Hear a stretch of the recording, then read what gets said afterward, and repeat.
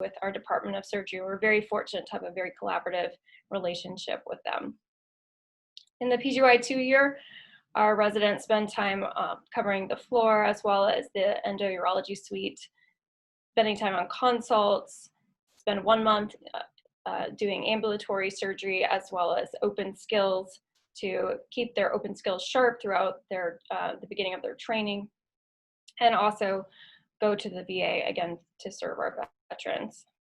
In the PGY-3 year, our residents spend some time on the Andrology and Urologic Health, otherwise known as AUH, to perform some general urology as well as andrology and infertility. They get some initial taste of minimally invasive surgery on the MIS month, where they start to learn the essentials of working the console with the robot and the basics of minimally invasive surgery. We also have a night float system, which really, I think, adds significantly to the quality of life for our residents, who then subsequently don't have to take as much call during the day and during the weekdays and weekends. Our PGY-3s also start getting introduced to pediatric urology, and then they return to the VA. In the PGY-4 year, really the bulk of their minimally invasive benign surgery is done, as well as endourology, where they spend time learning complex ureteroscopy and PCNLs. They finish out a few weeks of night float. They spend time with our neurourology and pelvic reconstruction group. And this year we're implementing a new float month, which is the opportunity for our PGY-4s to spend some time on off-service rotations in order to expand their clinical skills beyond just core urology. They finish their pediatric experience and they spend 3 months at St. Joe's. We've also made a few changes in the chief year. They spend time as a chief on the NPR service, quite a few months on oncology with a couple of different services at the University Hospital, lead the team at the VA, and now again we're going to implement 2 months at Chelsea. I just want to highlight our consult raise. Many of you probably are already familiar with this or have heard about this. This is really the brainchild of Dr. Julian Wan, who's one of my partners in pediatric urology. So he found several years ago that the readiness to go see consults wasn't really as high as it probably should be. So he decided to make it a little friendly competition. And over the years, you can see that the number of consults has steadily climbed. And I think a lot of that has to do with the fact that our residents are broken up into teams, and there's a little friendly competition that goes with seeing consults, and a lot of pretty sweet prizes that go along with that at the end of the year as well. So it's a lot of fun. And every year we get to look forward to the names that our chiefs pick for their teams. We have a very high number of faculty here, so upwards of 30, and he mentioned 50. I think that includes some people with joint faculty positions. But you can see the breakdown here from from oncology. We have some big name people, some excellent teachers, excellent surgeons. So I won't spend too much time talking about that, except for the fact that because there's so many people, it's split up into three different oncology services. And so each of the chiefs and 2 chiefs and a fellow will be separately chiefing that service. From the benign side, again, really good spread of fields within benign urology. So we have a separate endourology group, the NPR service, which is the long one in the center, and andrology and urologic health, which encompasses a good spread of urology. Somebody asked earlier what our interaction was with transgender health, and we have primarily one surgeon, but a few people who also engage in that space. So there is a lot of opportunity for engagement in the transgender space. And then from the pediatric side, also really great historical precedent for pediatric urology here. And our previous chair, Dr. Bloom, is fantastic. We'll go into that year by year in terms of when you rotate on that.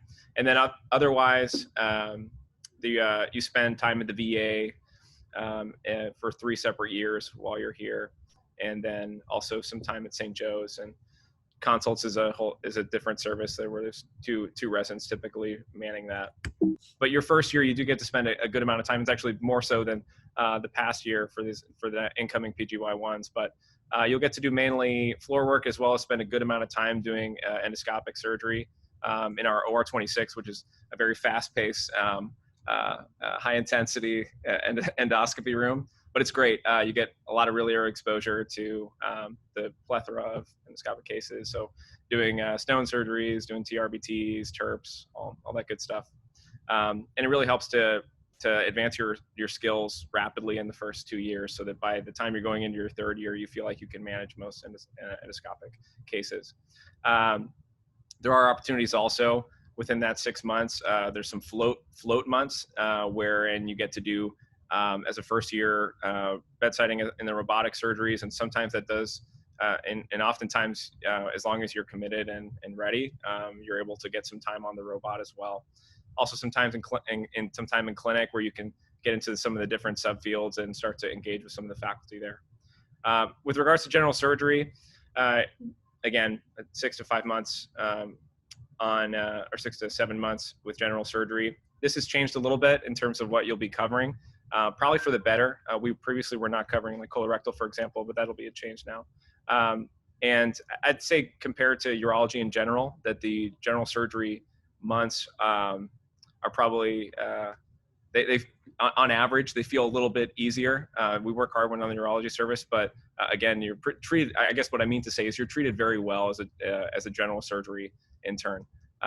In terms of fairness, it's like malignancy is like non-existent here in this program. So I know that's different institution to institution, but you're treated well. So your second year, you're moving on to just all urology.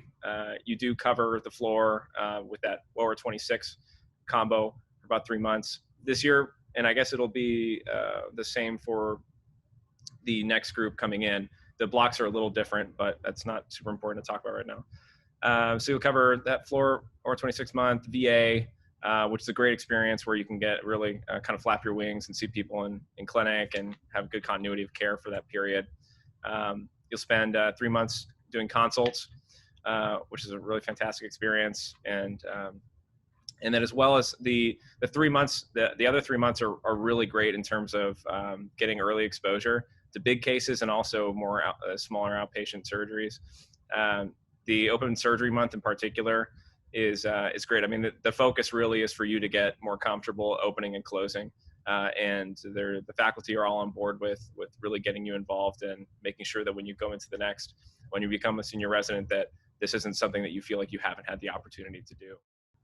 So in terms of PGY-3 year, so there's, you can see the breakdown here. You go back to the VA, do night float, which is just to spend a moment talking about that.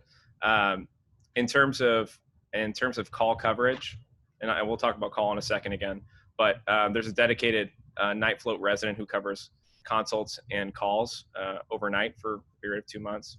And so the consults overnight and the inpatient care overnight are split up like that, which is, I think, great from a quality of life standpoint. This is also the year in PGY-3 when you first start rotating through pediatrics. So you get a good 3 months consecutively there, as well as the andrology and urologic health, where here's where you're engaging in more of your sexual medicine, where you could again get exposed to transgender health, as well as covering the other benign cases, just like bladder outlet surgery and stuff like that. So in the fourth year, you get to do 3 months focused on minimally invasive surgery, lap and endo. So a lot of robotic surgery.